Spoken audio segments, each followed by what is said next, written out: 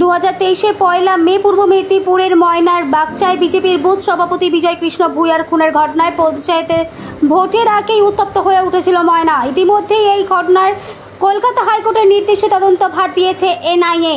আজকে এনআইএর আধিকারিকদের বাড়িতে সদস্যদের জিজ্ঞাসাবাদ করে কি হয়েছিল সেই দিন ঘটনা সম্পর্কে। এনআইএ সূত্রে খবর, আজকে এই ঘটনার পুনর্নির্মাণ করতে চলেছে তারা। এই খুনের ঘটনায় মোট 34 জনের নামে এফআইআর করা হয়েছে, তার মধ্যে 9 জনকে গ্রেপ্তার করেছে পুলিশ।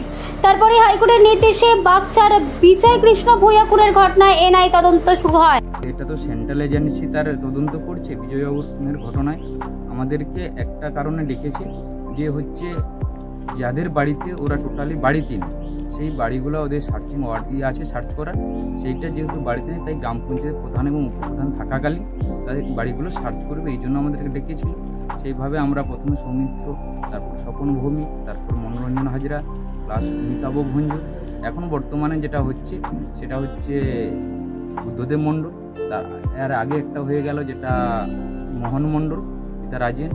এই পরপর এনআইএ তার 14টা টিম এসে তারা তা তদন্ত করছে। আমরা যেহেতু গ্রাম পঞ্চায়েতে থেকে আমরা আছি, সেই জন্য যারা বাড়িতে নেই তাদেরকে শুধু সাক্ষী হিসেবে আমরা আছি যে তারা বাড়িটা সার্চ করবে।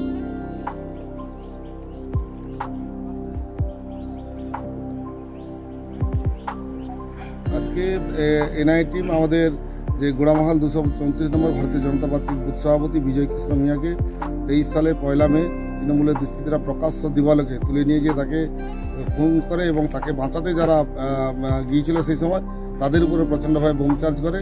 এই ঘটনার পুলিশ তাকে ধামাচাপা দেওয়ার জন্য অল্প কিছু জনের নামে চার্জশিট করে বাকিদেরকে যারা মূল দোষী বা তাদেরকে বাদ দিয়ে দেয়।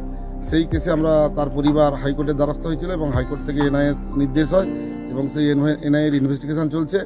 বেশ কিছুজন এখনও অ্যারেস্ট আছে যাদেরকে পুলিশ জামিনে সহায়তা করেছিল চার্জশিট জমা দিতে দেরি করে। কিছুদিন আগে কোর্ট তাদেরকে আবার এনআইএর কোর্ট তাদেরকে পুনরায় আবার আওতায় নিয়ে নিয়েছে এবং বাকিদের তল্লাশিতে আজকে এনআইএরা তদন্ত করছে।